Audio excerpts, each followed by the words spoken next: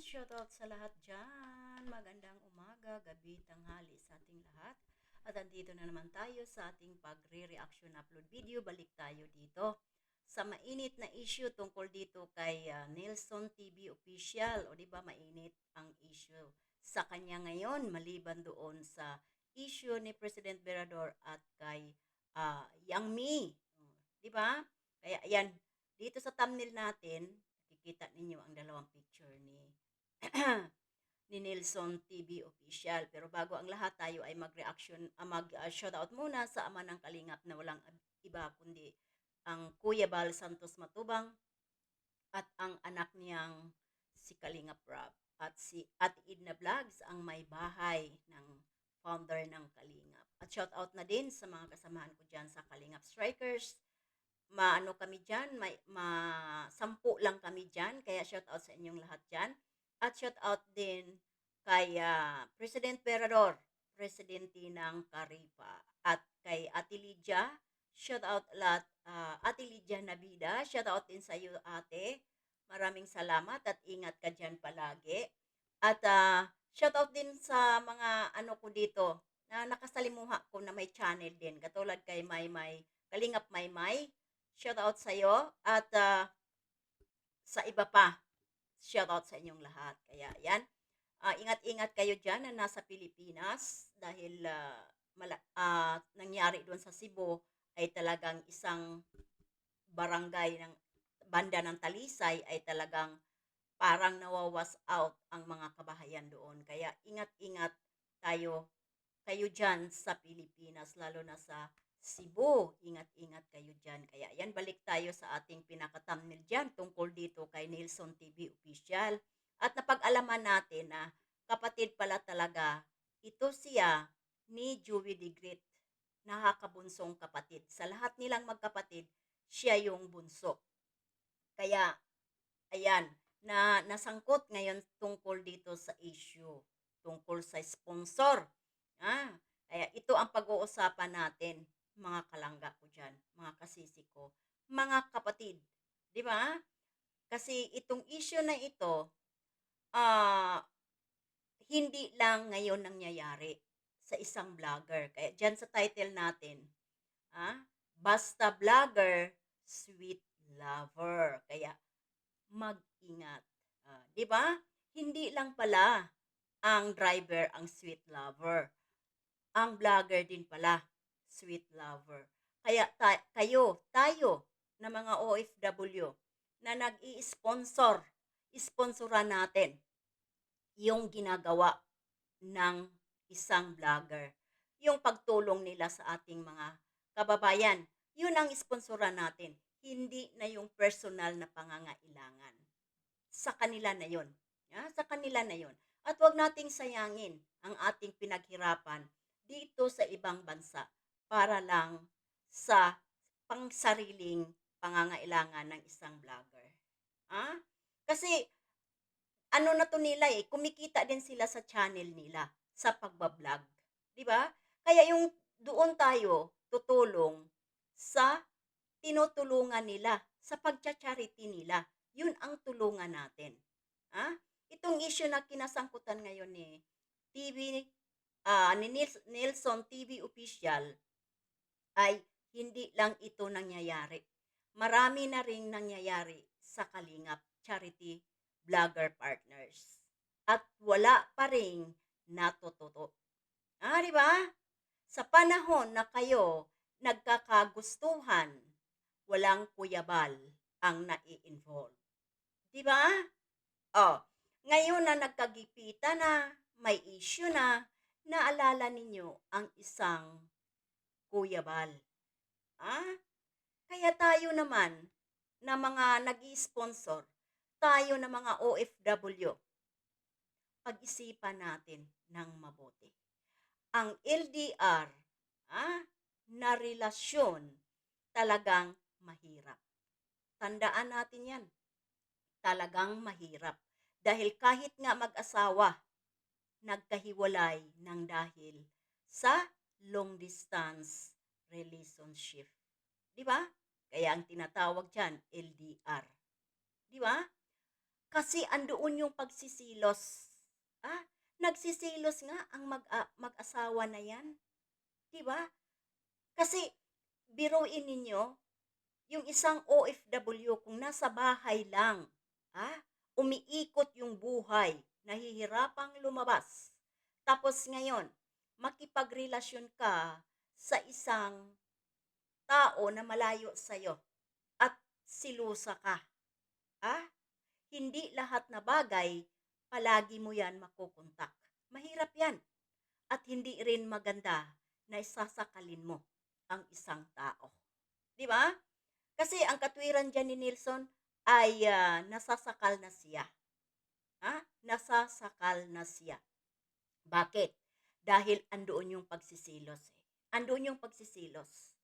Pagtawag lang, hindi makontak. Pag message lang, pag hindi nakareply, andoon na, naglalaro na yung utak ng isang babae. Lalo na pag nasa malayo. Kahit lalaki, ganon din ang pakiramdam. Kaya ang relasyong LDR, hinding-hindi talaga yan mag-long lasting.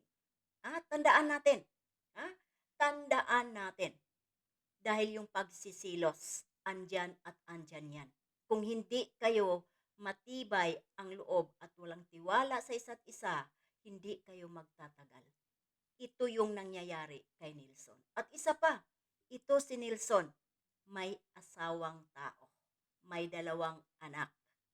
Kung kayo naman din, mayroon ding pamilya, o hiwalay kayo, pero may mga anak kayo, doon na lang kayo sa mga anak mag-focus ninyo.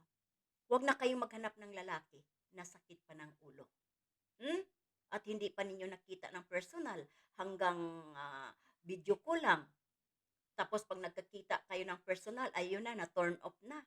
Kasi maganda sa kamera, gwapo sa kamera, pero sa personal pala ay hindi. Mayroon palang putok, mayroon palang mga ganito ganon, na-turn off ka na. 'Di ba? So, gamitin natin ang ating mga utak.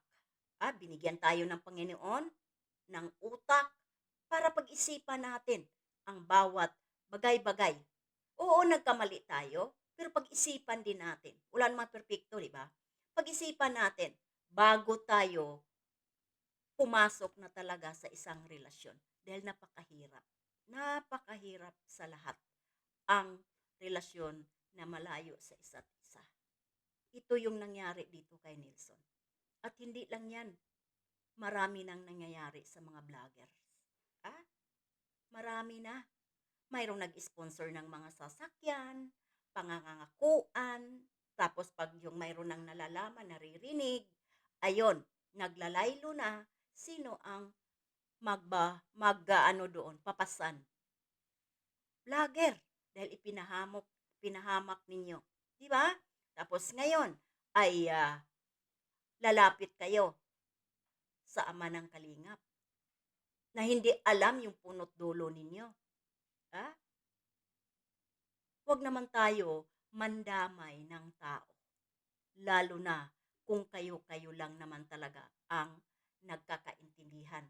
Walang involved na ibang tao. Itong tao na ito na nilapitan ninyo ay hindi nyo man lang naalala. Di ba? Maging fair tayo dito sa dalawa. Kung sino man yung babae na na-involve dito kay Nilsson. Nilsson, mag-focus ka na lang sa mga anak mo. Kasi marami ding nagtataka sa iyo, Nilsson. Bago ka lang, wala pang 1 taon sa kalingap, pero nakapabahay ka na. Yung iba dyan, matagal na sa kalingap, taon ang binilang, ngayon lang nagkaroon ng bahay. Marami ang magtataka. Huwag tayong masyadong mataas ang lipad. Kaya ayan ngayon, na ano ka na, nagka-issue ka na tuloy. Dahan-dahan lang, step by step. Pasaan ba? Makakamit mo din ang mga bagay na matagal mo nang pinapangarap sa magandang paraan. Ngayon, may naagrabyadong tao dahil hindi mo na pala ay hindi ka na niya ma-reach out kaya lumapit kay Kuya Bal, ha? 'Di ba? Tapos may asawa ka naman, may 2 anak, bakit kailangan pang maghanap ng sakit sa ulo, hmm? Bakit pa kailangang maghanap ng sakit sa ulo? Focus na lang sa anak, ha? Kung ang asawa natin, asawa mo, ah, mayroong ka-fling-fling diyan, hayaan mo siya, ha? Hayaan mo. Gano'n lang sana. Kasi ngayon, oh, nagkaroon na ng issue, nabulabog. Sasabihin ng ibang mga viewers, ay bakit ganito na lang palagi ang nangyayari ng mga charity vlogger, partners ng Kalingap. Ha? May mga sponsor naman din. Ha? Ano ang iniisip? Bakit laging may isyung ganito? Ha? Tulong lang tayo doon sa ginagawa nilang pagcha-charity. Hindi yung personal na nila na pangangailangan ay tutulungan din natin. Iba na yun. Ha? Iba na yun. Yung ginagawa lang nila, yung pagcha-charity. Yun ang tulungan natin. Ha? Kasi ngayon, kahapon sa Caraba, kagabi sa Caraba, si Nelson umakyat. Sunod niyan, ipapatawag yung babae. O sino na naman yung nagiging third party. O yung mga ganyan-ganyan. Di ba? Nabubulabog. Tapos magiging katulad nito, na-reaksyonan ko. Di ba? Kaya kunting pino tayo. Tayong mga OFW, huwag tayong magpaloko. Kung tutulong tayo, tulungan natin ang ginagawang pagcha-charity. Hindi yung personal na pangangailangan na nila. Pasukin na natin. Obligasyon na nila yun. Kasi kumikita naman din sila doon sa pagbablog nila. Kung tayo magbigay ng tulong doon sa pagcha-charity nila, kikita sila doon dahil iba-vlog nila yun. Di ba? Nakakatulong na tayo. Kikita pa sila. Kasi pagpasukin pa natin yung mga personal nilang iba na yun. O sige, may sobra dyan, pamasahe, pambili mo ng gasolina. O tama na yung ganyan. Di ba? Pag ang puso na pasukin natin, talo tayo. Talo tayo. Kaya tayong takbuhan. Dahil nakilala lang naman natin dito sa social media ang mga iyan. Di ba? Itong nangyayari ngayon, lesson learned na naman uli. Lesson learned uli sa ating mga OFW, mga nag-i-sponsor sa mga charity vlogger. Sponsoran natin yung ginagawa nila, yung pagcha-charity. Para hindi tayo masasangkot sa ganitong issue. Di ba? Kasi nakakahiya. Mapanood kayo ng ay nakikita, Diyos mio, nung nandoon pala tayo sa abroad, ay mayroon pala tayong binibigyan na para makabahay. Di ba? So, kailangan natin, gamitin natin ang pera na pinaghirapan natin, tutulong tayo sa ating mga kababayan. Yun ang ating idaan sa isang charity vlogger. Di ba? Kaya ayan, hanggang dito na lang tayo. Utak din natin gamitin minsan at huwag tayong magpaloko sa ating kapwa. Kasi tayo na rin mismo ang tayo na mismo ang nagbigay ng paraan tayo maloko. Di ba? Kaya ayan, bye-bye and God bless.